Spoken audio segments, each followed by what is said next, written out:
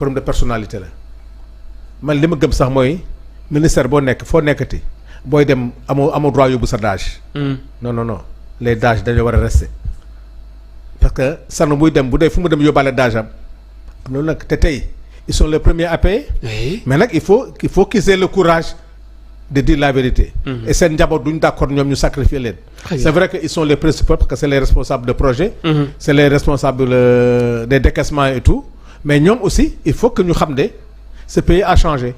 Ils vont payer, c'est vrai qu'ils vont payer, mais il faut qu'ils disent la vérité quand même à nos magistrats pour que xaas bi parce que ñoom dañoo wax lu am solo. Oui. am na xam defe naa c'est le magistrat Sylla ma ko wax mu ne gaañi mécanisme yi ñu def. pourquoi c'est sophistiqué ñi ñu koy defal ñooñu fi ñuy nëbb xaas bi dafay sori boo xam ne c'est du grand professionnalisme. Très bien. on n'a pas gis nga Albourakh. on n'a pas affaire à des petits bandits.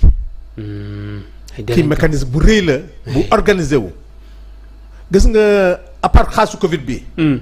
d'autres gars yi gis nañu leneen lu ëpp xaasu Covid bi. am na leneen lu ñu gis lu ëpp. xaasu Covid lu gën a diis xaalisu Covid bi waaw en faisant les enquêtes. oui. ils ont vu pire que l'agent de Covid parce que ji nga Albourakh 3 magistrats yi ñu confié dossier bi yëpp yàlla dafa am xam-xam bu leen may même sur le plan international ci xarante boobu. deuxièmement mooy man gëm naa ne les enquêteurs yi ñu am dama ci am ay xarit nag. oui. maa ngi nuyu di rendre hommage suma xarit commissaire Adramé xam ci ñu bëri. ñoo xam ne billaahi boo leen gis ñuy dox ci mbedd mi da nga naan ñii sax toi bi. très bien. mun naa la may passe taxi mais am nañu xarante boo xam ne am nañu flair boo xam ne man des fois damay wax ma ne ko yéen quand même flair bi fan ngeen koy jëlee. mënu ma c'est le métier. gis nga foo xalaatul ci àddina rek xam nañ ko gars yi xam nañ ko téye ko moo tax gars yi gaaw ji nga delloo bi day gaaw. gis nga boo seetloo coow bi amoon ci Tahirou ak Farba coow bi amoon yëpp dossier. oui.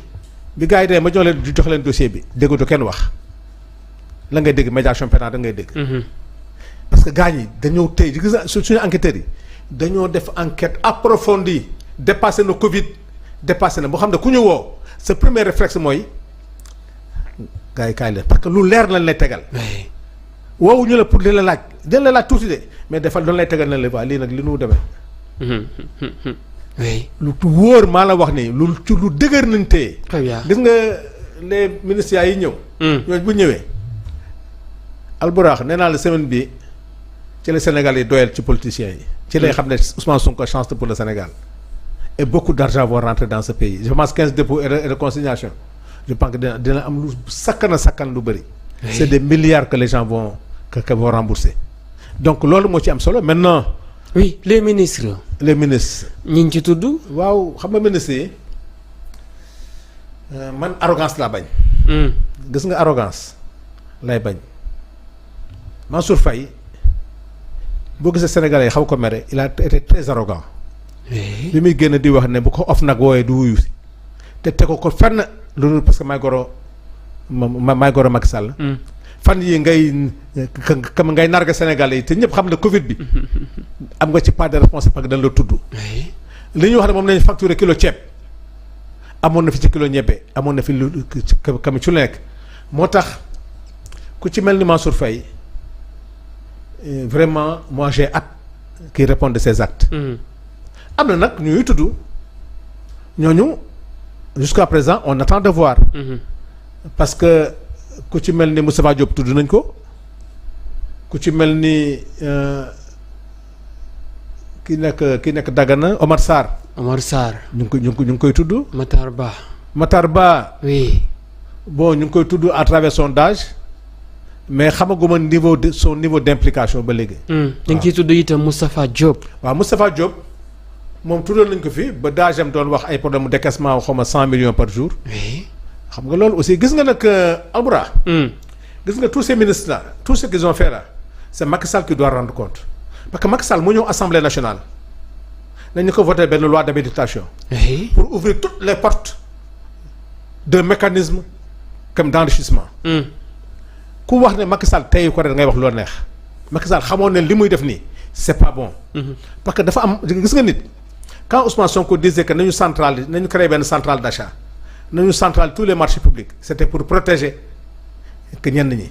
mais mënoo ubbi une boîte à Pandore ne gars yi comme saqatoo leen assemblée voté leen mais une loi boo xam ne ça permet mais attends. bi mu koy def xamoon na ko. très bien Mansour Faye bi mu jox pouvoir boobu xam na ko.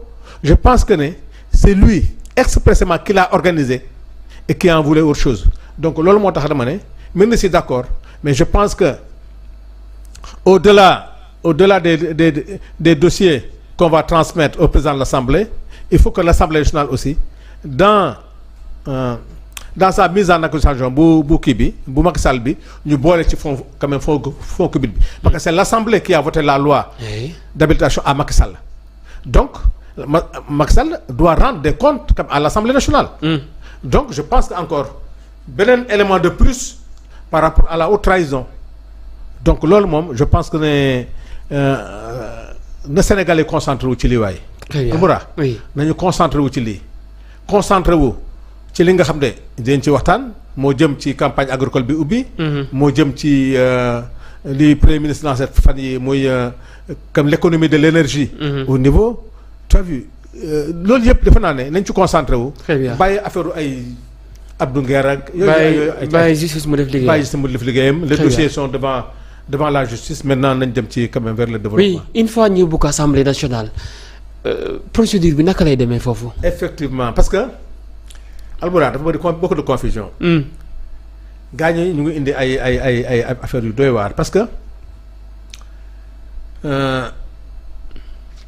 dafa am ñaari étape pour la haute cour de justice bi nga xam ne moom la procureur di envoyé au président de l'Assemblée via le ministre de la justice oui bu ko indee la plénière de l'Assemblée da koy voté c'est en 99 cela veut dire que les 3/5 loolu moom day jàll on a 130 députés day jàll très bien bu ñu ko jëlee envoyé ko nag maintenant à la cour à la cour mooy la haute cour de justice très bien des 8 plus le président ñooñu ñooy xool la pertinence de la mise en accusation bu ñu ko xoolee wax dëgg yàlla xam ne lii jar na envoyé ñu jël ko envoyé ko maintenant à la commission d'instruction foofu nag lu wax mu ab solo la commission les 9 là ce sont que des magistrats très bien kenn du wax ne problème politique la ñooñu nag en leur intime conviction dinañ xool sur le plan matériel tous les éléments yi nga xam ne ñooy concourir vraiment à la mise en accusation booy xam ne mooy confirmer la mise en accusation kooku mooy je suis ministre beneen bi nag bi nga xam ne moo gën a compliqué mooy non ñu bëgg a compliqué mooy xam daf ci am di beneen boo xam ne assemblée da koy voté defe naa le même jour très bien mooy bu Guy Marius Sagna bi nga xam ne boobu ñu commencé indi confusion parce que boobu ce que Guy Marius Sagna a dit c'est clair Assemblée nationale ci moom moo am sañ-sañu def benn résolution pour la mise en accusation du président de la République comme haute trahison mais Assemblée nationale Guy Marius Sagna en tant que député ou n'importe quel député moom mu ngi koy sukkandiku ci constitution bi parce que ci constitution bi dañ ne président day prêter serment pour waat ne en résumé dina respecter la constitution du Sénégal très bien la constitution du Sénégal ay loi ak ay règlement ci nekk dans la constitution et par rapport à son serment li nga xam ne mooy la loi des finances li nga xam ne Macky Sall dina waat ci yàlla kooku egseguñ ci mais dina waat devant la nation sénégalaise qui de par sa représentation mooy Assemblée nationale avec la magistrature ñooñu su waatee ne moom dina respecter les lois du pays te Assemblée nationale gis ne wax dëgg yàlla man la loi des finances respecté ko la loi sur le domaine national respecté ko li nga xam ne mooy le fonds Covid la loi d'habilitation bi ma ko voté loon am confiance ci moom gis naa dañ ko jalgati loolu yëpp nag man Assemblée nationale damay def benn résolution de mise en accusation envoyé ko à la plénière même procédure ñu adapté ko mais dafa am dama déglu keroog benn débat sànq maa ngi ci waxtaan ak quelques camarades ñu ne pour Macky Sall notion moo nañ ko dépassé parce que ñoom pour ñoom la haute trahison n'est pas définie war moom loolu moom bëgg a coow la rek mais beneen bi dañ ne les peines pour la haute trahison ne sont pas définies très bien maître Ali suma xarit la maître Ali Kane wax na ko nguur de keroog mais je pense que maître Ali suma xarit la dafa déglu article 34. article 34 bu au cours de jeu dafa ne. président de la république bu ñu ko demee ba gëm ne moom la ba di ko condamné nag ñoom dañuy voter la peine à lui appliquer. tey bu ne 15 ans la bu ñu demee ba amuñu majorité dañuy voter waat. très bien mais peine la plus sévère dañ koy dindi. dañuy dindi la peine la plus sévère noonu lañ koy jàppee di ko jàppee ba am majorité sur une peine de 10 ans. wala jël benn peine de 10 ans bu dee am na lu majorité pour cette peine boobu la ñuy appliquer Macky Sall. très bien donc nañu liiraat article 34 la peine est prévue ci haute cour de justice. noonu lay demee ci ministre yi aussi ce sera la même chose. c'est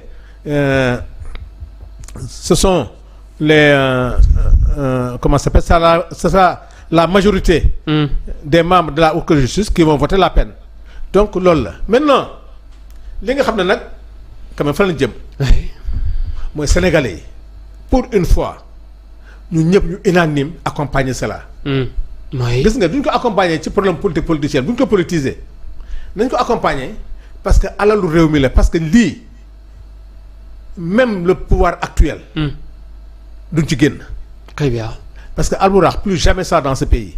mooy ku nekk di nga sawar jo fay impôt ku nekk di nga am et puis gis nga un des magistrats da ko wax. bi muy wax la délinquance économique et financière Albourakh avant-hier dama dem hôpital Abass Ndao fekk fa benn famille ñuy comme ñu dialyser doomam ci laay door a xam ne Abass Ndao benn machine la benn appareil la am. est-ce que.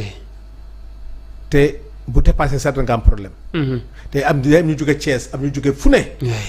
ñëw Albourakh maa ngi ko fekk mu toog nii bi ma ñëwee di nuyoo xam naa dem di seeti bi xam naa dañ ko ne kii député la wala ex nga am. ma ñëw mu dogaale ma nuyu ma na nga def ça va ma nga sama ma naka Ousmane Sonko.